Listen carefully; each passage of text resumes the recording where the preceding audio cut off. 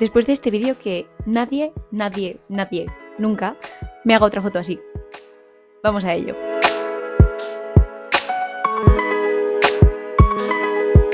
Hola a todos, mi nombre es Estrella y por aquí me gusta hablar de diseño y creatividad.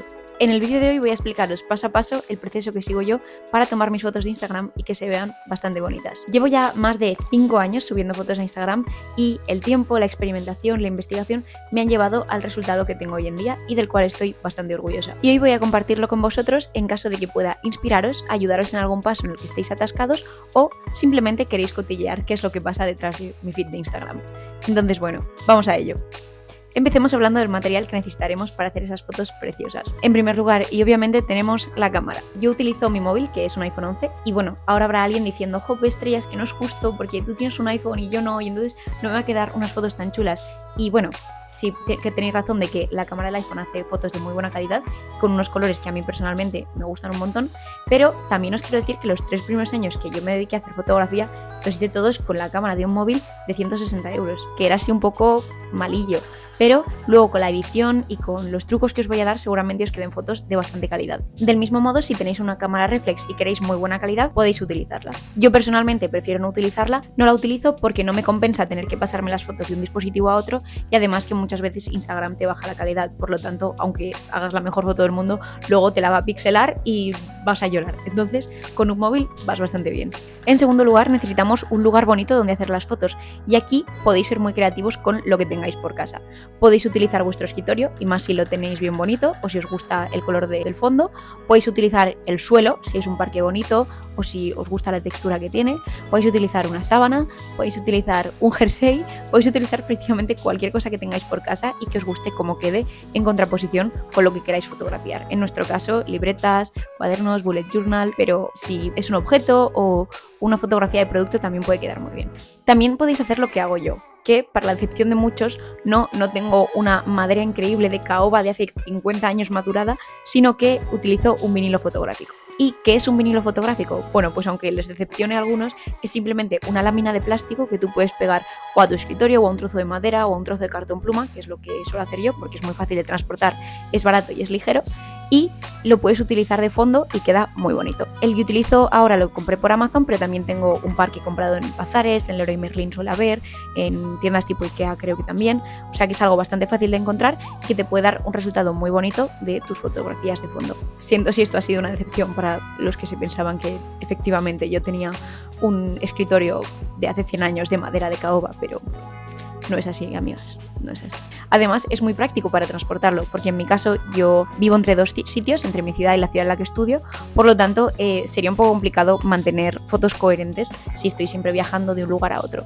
Entonces tengo el mismo vinilo en los 2 lugares y así puedo hacer fotos iguales en los 2 sitios, sin diferencia. En tercer lugar, utilizaremos una ventana. Yo me pongo al lado de la ventana siempre. Yo voy buscando las ventanas. Soy como un girasol, buscando el sol. Es una de las mejores maneras de dejar pasar la luz natural en nuestro setting. ¿Por qué? Porque no tenemos focos. Porque recordemos que esto es un setting low cost que vas a hacer tú en tu casa con tu móvil y no somos un estudio fotográfico. Como punto número 4, necesitaremos, que ya lo hemos dicho, luz natural. Al fin y al cabo, la palabra fotografía viene del griego foto, luz, y grafía, dibujo o escritura, que implican que para nosotros realizar nuestra captura fotográfica necesitamos una fuente de luz. Todo el mundo sabemos que las fotos de noche no salen, pues aquí lo mismo. Y contra más luz, de normal mejor. Bueno, sin pasarnos, pero en general contra más luz, y si es de manera controlada, mejor. La luz solar es uno de los mejores focos que existen si sabes cómo utilizarla. Podemos utilizar esta luz natural de distintas maneras. Podemos utilizar luz directa, que genera unas sombras muy fuertes y unos colores por lo general bastante cálidos. Podemos emplear luz indirecta, que nos genera unas sombras más difusas y colores más uniformes. O también podemos hacer una especie de mezcla de las dos, es decir, situarnos en un lugar con luz indirecta, pero aplicar algún que otro destello para generar, bueno, pues algún contraste o darle más interés a nuestra foto. Personalmente trato de utilizar siempre luz indirecta, por lo que os he comentado, por esas sombras más difusas, colores más uniformes, que le dan un acabado, a mi parecer, más profesional. En mi caso, para que os hagáis una idea de cuándo tomo mis fotos exactamente, suelen ser alrededor de las 11 de la mañana en invierno y alrededor de las 2 de la tarde en verano. ¿Y por qué? Porque son las horas en las cuales el sol ya ha pasado por mi ventana y que ya no me entra directamente, pero que sigue habiendo entrando mucha luz en la calle. Para orientación también vivo en un sexto y mi ventana mira al este, por si os sirve de algo. Pero bueno, claro, si la vuestra mira al oeste, al norte, a otro lugar, tenéis que tener en cuenta esto para buscar ese momento en el cual la luz no incida directamente. ¿Qué hacemos, estrellas, si no tenemos luz natural? Porque seamos sinceros, no todo el mundo puede estar en su casa a las horas a las que mejor luz hay, o simplemente hay gente que pasa todo el día fuera y no va a llegar a casa a las 11 de la noche a ponerse a hacer una foto con un sol que no hay. Y si bien es verdad que el sol es el foco más barato que hay y unos resultados muy buenos, hoy en día, gracias a las tiktokers de 12 años que han democratizado el mercado de los aros de luz, podemos disponer de estas herramientas que realmente dan unos resultados muy buenos, con luz de manera uniforme sobre las superficies que queremos fotografiar. Además, son económicos, fáciles de transportar y fáciles de usar para la gente que no controle el tema de las luces. Eso sí, si lo pretendéis utilizar para hacer fotografías flat light, como las que estamos enseñando en este vídeo, os diría que busquéis uno que permita rotar la cabeza 180 grados, porque lo que nosotros queremos es que ilumine de manera completamente paralela nuestra superficie de trabajo. Por último, me gustaría hablaros del tema de los reflectores. ¿Por qué? Porque si os acordáis un poco de aquellos años de estudiar física en el instituto, la luz funcionaba de la siguiente manera. Cuando incidía sobre un objeto, por ejemplo de color amarillo, este objeto absorbía todos los colores menos el amarillo, que era el que reflejaba. Bueno, pues aprovechándonos de esto y del hecho de que el blanco refleja absolutamente todos los colores, podemos emplearlo para dar mucha más luz a nuestras fotografías. ¿Qué quiero decir con esto? Quiero decir que si utilizáis superficies de color blanco, podéis hacer que la luz rebote e iluminar zonas de vuestra fotografía que de normal estaban más oscuras al emplear simplemente, pues eso, una fuente de luz que es nuestra ventana. De normalmente yo empleo 3 reflectores. El primero, y más importante de ellos, es el que está puesto de manera completamente paralela a la ventana, permitiendo así que la luz refleje cuando incide sobre ella. Y luego también me gusta poner uno a cada lado para asegurarme de que no hay ninguna zona que se quede sin iluminar. Pero bueno, estos son porque soy un poco tiquismiquis, que de normal no hacen falta. Personalmente yo utilizo unos trozos de cartón plumba, de nuevo, económico, ligero, fácil de transportar, pero si estáis empezando quizás con un folio o una cartulina os puede bastar. Aquí os dejo un ejemplo de cómo se vería nuestra imagen sin reflectores, con un reflector y luego con los 3 reflectores. Ahora que tenemos todos nuestros materiales, solo nos queda preparar nuestro setting. En primer lugar, obviamente tenemos que preparar eso que queremos fotografiar, ¿no? En mi caso, yo suelo fotografiar siempre mi bullet journal, algún cuaderno, algún sketchbook, alguna frase de lettering, es decir, en general cosas planas o que se abren. Lo colocamos en la superficie elegida y ahora a mí personalmente me gusta decorar a su alrededor. Yo utilizo pinzas, jerseys con textura, rotuladores, otras libretas, acuarelas, pinceles, pompones que tengo por ahí por casa, cualquier cosa que realmente os guste cómo queda a nivel cromático o a nivel de volumen y que creéis que genere interés. Pero bueno, que podéis dejarlo tal cual está. Y si queréis alguna idea de otros elementos que podéis tener por casa para decorar vuestros settings, he hecho una pequeña lista. Podéis emplear pincitas, sellos, joyas, cartulinas de diferentes colores, flores, tanto secas como naturales si las vais a recolectar, plantitas que haya en el parque debajo de vuestra casa, añadir alguna textura con sábanas, jerseys o cualquier cosa que tengáis a mano realmente. Y una vez que lo tenéis todo listo, solo nos queda disparar. Yo ya sé que todos, absolutamente todos sabemos hacer una foto con el móvil, pero os he traído aquí unos truquitos que a mí me hubiera gustado saber cuando estaba empezando a hacer fotografías y que creo que pueden resultaros útiles a la hora de hacer este tipo de fotografías. El primero de ellos es tratar de hacer una fotografía lo más paralela a nuestra superficie de trabajo que queramos. Bien, es cierto que hay fotografías con ángulos y otros puntos de vista que son muy interesantes, pero en este caso, que estamos haciendo una fotografía de algo plano, muchas veces queda muy bien que sea totalmente paralelo. Para ello utilizaremos o bien las guías que aparecen en la cámara cuando colocas el móvil de manera paralela al suelo, o en su defecto también podemos emplear las guías de tercios que aparecen en las cámaras de los teléfonos móviles, que nos permiten de una manera más o menos aproximada ver si se tratan de líneas más o menos paralelas a las que estamos fotografiando.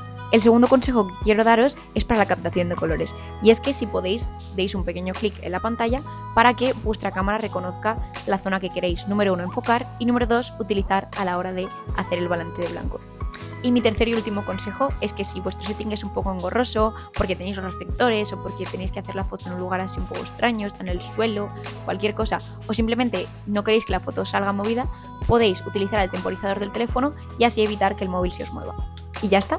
Así quedaría la foto principal que vamos a utilizar en este vídeo de ejemplo, aunque a mí también me gusta capturar a veces algún detalle, algún ángulo un poco diferente y bueno, variaré un poco en general. Una vez tenemos ya nuestra foto, vamos a hacer magia, vamos a editarla. Yo utilizo principalmente 2 aplicaciones que son Snapseed y VSCO o VSCO en inglés o el idioma que acabe de decir eso. aunque es verdad que cambio, pruebo otras aplicaciones y voy buscando un poco a ver si hay alguna novedad que me gusta dentro del mundo de las aplicaciones de editar en el teléfono. Sin embargo, bueno, siempre acabo volviendo a estas. También es verdad que podría utilizar Photoshop o Lightroom en el portátil. Y sí, la verdad es que podría, pero de verdad quiero encender el ordenador, pasarme las fotos del móvil al ordenador, luego editarlas, importarlas, revelarlas. Quiero decir, en total eso te puede costar alrededor de 20-30 minutos por foto, pero a mí no me compensa y prefiero hacerlo en el teléfono porque bueno, es más cómodo y al fin y al cabo hacemos muchas fotos y subimos muchas fotos, por lo tanto a no ser que sea una fotografía muy especial que tengan que cuidar mucho para una colaboración o alguien más importante, suelo editarlas en el teléfono. Y bueno, al igual que lo hago yo, también os lo recomiendo a vosotros porque al fin y al cabo los teléfonos son unos ordenadores súper potentes que pueden hacer muchas cosas. Y ahora las vamos a ver. Mi proceso de edición consiste en 3 fases, que son los ajustes básicos, luego un toque un poco más estético y de colores y demás, y por último los últimos retoques del papel y las sombras para darle un tono más profesional. Voy a ir editando a la vez que voy explicando en el iPad, de normal lo haría en el teléfono, pero bueno, como está grabando no puedo utilizarlo. Y entonces, bueno, lo vamos viendo juntos. Dentro de los ajustes básicos vamos a tocar principalmente el balance de blancos y los ajustes generales de exposición y contraste, ¿vale? Aquí podéis ver que acabo de abrir la interfaz de Snapseed y ahora lo que suelo hacer es tocar el balance de blancos, que con este iconito de aquí os permite elegir dentro de vuestra foto qué color es el blanco para vosotros. Como podéis ver, voy moviéndolo para encontrar la zona en la que el blanco sería el más ajustado posible. Por ejemplo, aquí sería pues alrededor de aquí, o a lo mejor algún punto de este. Pero veis, hay veces que según la zona que cojas, te lo coge de un color u otro. Entonces, bueno, hay que tener cuidado. Con cuidadito. A mí aprender sobre el balance de blancos yo creo que me cambió la vida a la hora de editar las fotografías. Porque bueno, seamos sinceros, cuando haces fotos con un teléfono que a lo mejor no es una cámara profesional, es muy fácil que te salgan fotos o muy amarillentas o muy azuladas o muy verdes, muy magentas, y es crucial para luego aplicar el resto de ajustes a nuestra fotografía. Entonces, bueno, lo que hacemos es decirle a nuestra imagen que queremos que ese píxel de ahí, esa unidad de píxel es el blanco y que no lo confunda con otros colores ni les añada otras tonalidades. En Snapseed podéis ver, se hace así, es fácil, es rápido para toda la familia y ya lo tendríamos editado. Y una vez que tenemos el balance de blancos, a mí me gusta tocar un poco en general los ajustes más básicos. Son ajustes rápidos que luego iremos trabajando en otros apartados. ¿Veis? Le doy aquí al apartado de mejorar foto y aquí es bueno ir tocando un poco el brillo, el contraste, me gusta bajarlo un poquito, la saturación me gusta ponerla un poquito, pero sin jugar demasiado porque luego es algo que se puede tocar a posteriori. El ambiente es una herramienta bastante potente que hace que contra más, mira ahí en las curvas lo podéis ver, contra más a la derecha lo pongas, más equilibra los tonos en la zona del medio y contra más a la izquierda, más los separa hacia los dos extremos. Y esto hace que así parezca una fotografía más plana, como que intenta igualarlos todos los tonos. Yo depende de la fotografía, pues lo toco un poquito para un lado o para el otro, pero siempre sin pasarnos. Toques de luz, esto nos toca, sobre todo, ¿veis? Las zonas claritas, trata de iluminar solo las zonas más claritas y como nuestro papel es muy importante que esté clarito, me gusta tocarlo un poco. Las sombras también subirlas un pelín. Y la calidez no me gusta tocarla porque ya hemos tocado el balance de blancos. Entonces, bueno, estos serían un poco los ajustes básicos y yo lo que hago ahora es darle a exportar, le doy a guardar una copia para así conservar la original en caso de hacer cualquier otro tipo de modificación y ahora nos vamos a VSCO donde me gusta aplicarle otro tipo de ajustes un poco más estéticos. Aquí en pantalla podéis ver que tengo exportada la fotografía que habíamos traído desde Snapseed. Y ahora le vamos a aplicar una serie de ediciones. Le damos a editar la imagen y yo lo que hice en su día fue coger uno de los filtros gratuitos que trae la aplicación y luego en la sección de ajustes ir tocando la exposición, el contraste, la saturación, el balance de blancos, tanto hacer la foto un poco más cálida como un poco más rosada porque estéticamente me gusta, poco más. La verdad es que es una aplicación con filtros bastante chulos, pero bueno, al igual que yo utilizo esta, podéis utilizar cualquier otra que tenga cosas que os guste. Y bueno, di con esta fórmula, que es la que suelo utilizar en mis fotografías de Instagram por el momento, pero bueno, que ha ido cambiando con el paso de los años y seguramente vuelva a cambiar dentro de un par de meses, pero esta es la que estoy utilizando ahora mismo, que es una mezcla de el A4 con una serie de ajustes. Y nada, aquí le damos a siguiente y la guardamos en nuestro carrete. Y ya está, ese es el apartado estético. Y el último apartado, que es en el que tratamos de devolver el blanco y jugar con las sombras, volvemos a Snapseed. En Snapseed ahora abrimos nuestra nueva fotografía, que es esta de aquí y que como podéis ver ha cambiado un poquito, y lo que vamos a hacer es utilizar una herramienta súper potente que tiene esta aplicación y que está muy bien para ser una aplicación gratuita y para el teléfono, que es el selectivo. Con el selectivo ponemos un puntito allá donde veamos un poco de blanco y, como podéis ver, si hacemos zoom con los 2 dedos, nos sale su área de actuación. Entonces, con este puntito, ahora yo lo que suelo hacer es tocar un poco el brillo, sin pasarnos, porque nos puede quedar un blanco nuclear un poco feo, y sobre todo la saturación. ¿Por qué? Porque el blanco es un color que no tiene saturación, por lo tanto lo correcto sería bajarlo hasta el mínimo y que fuera un papel totalmente blanco, sin color. ¿Qué pasa? Que hay veces que al hacer esto nos cargamos un poco los colores, como podéis ver aquí un poco en los morados o los naranjas, que al bajar la saturación también nos hemos llevado parte de ese blanco, de ese color transparente que había en estas acuarelas y nos lo hemos cargado un poco. Entonces, a mí lo que me gusta hacer, bueno, lo he deshecho, lo que me gusta hacer es, pues bueno, sí, añadir un par de puntitos para controlar un poco el brillo y la saturación de estos puntos, pero ahora veréis, controlamos un poco así en general, luego añadimos otros puntitos en las zonas en las que no queramos que afecte eso y ahí subimos un pelín la saturación. Y veis, ahora está bastante mejor, no hemos perdido los colores y tenemos el blanco nuclear que tanto nos gusta, vaya. Vale, más o menos yo diría que ya lo tenemos en lo que se respecta a los colores y al blanco. Pero, ¿qué pasa además? Pero no me quería ir sin enseñaros otra herramienta que también es muy poderosa de aquí de Snapseed, que es el pincel. El pincel lo podemos utilizar tanto como herramienta, veis aquí, imaginaros que quisiéramos darle más saturación, yo qué sé, solo a estos puntitos. Pues nosotros con esta herramienta, que es el pincel, podemos darle saturación a estos elementos. O bueno, no solo saturación, sino también más exposición o más temperatura, hacerlo más cálido, más frío. Entonces es muy potente porque hay determinadas zonas en las cuales solo vamos a querer actuar de manera localizada. Sin embargo, también podemos utilizar el pincel dentro de las otras herramientas. ¿Y cómo se hace esto? Pues si le dais aquí arriba y pulsáis en ver ediciones, podéis observar como por ejemplo aquí en el selectivo tenemos un pincel. ¿Y qué hace este pincel? Pues esta es nuestra fotografía sin el efecto del selectivo. Y a medida que nosotros pasamos el pincel, para que lo veáis bien, sale aquí la máscara, se va aplicando el efecto. Por el contrario, si lo hacemos al revés, ¿veis? Tenemos todo el efecto aplicado en la zona roja y la zona que nosotros vamos despintando es zona en la cual no se aplicará.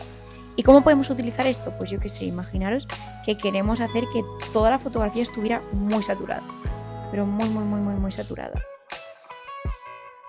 Así, por ejemplo, no lo queremos, pero es para que lo veáis. Menos,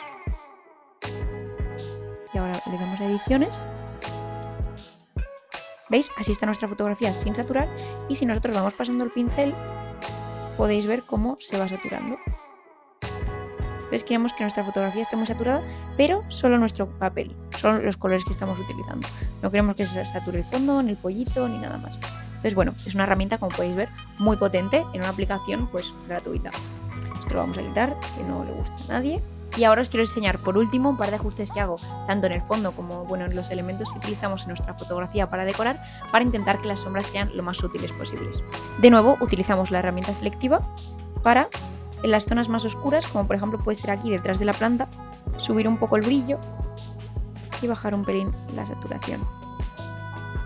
¿Veis? Y así parece que está más clarita. De nuevo aquí un poco. Pero con cuidado, porque si subís mucho el brillo hay veces que se puede estropear un poco la foto. Pero bueno, creo que algo así más o menos estaría decente. Bueno, esperad, un poquito más por aquí. Se trata de intentar conseguir un color bastante uniforme, pero yo creo que más o menos ya lo tenemos. Y nada. Ah, que se me olvida, también es muy importante, sobre todo si hacéis fotos de vuestro arte o de cosas que os gustan a vosotros, si son fotos vuestras personales, pues bueno, dudo mucho que os la roben, pero si es algo que queréis conservar porque es algo que habéis creado, de normal es muy recomendable añadir una marca de agua. Yo aquí pongo mi sello.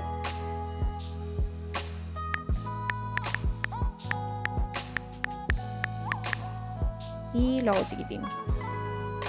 Algo así, por ejemplo. Y ahora bueno, lo último que nos queda hacer es exportarla. De nuevo, yo le doy a guardar una copia porque así nos guardamos la original. Vale, y ahora lo único que nos queda hacer es exportar nuestra foto y compartirla donde vosotros queráis. Os dejo una comparación de cómo se ve la foto antes y después de editarla, para que podáis ver por vosotros mismos cómo ha mejorado. Como veis, no nos ha costado demasiado tiempo y voy a tirarme unas pocas flores, ha quedado bastante profesional. Y hasta aquí el vídeo de hoy. Tampoco he querido profundizar demasiado en asuntos más técnicos, sino centrarme en lo que realmente a mí me ha funcionado a la hora de hacer fotografías de mi arte y de producto. Si por el contrario os gustaría que profundizara en algún tema en particular, solo tenéis que dejármelo en comentarios. Ah, y no olvidéis etiquetarme o hacerme saber si os han servido estos consejos a la hora de editar vuestras fotografías. Y nada, un abrazo muy fuerte y nos vemos en el próximo vídeo.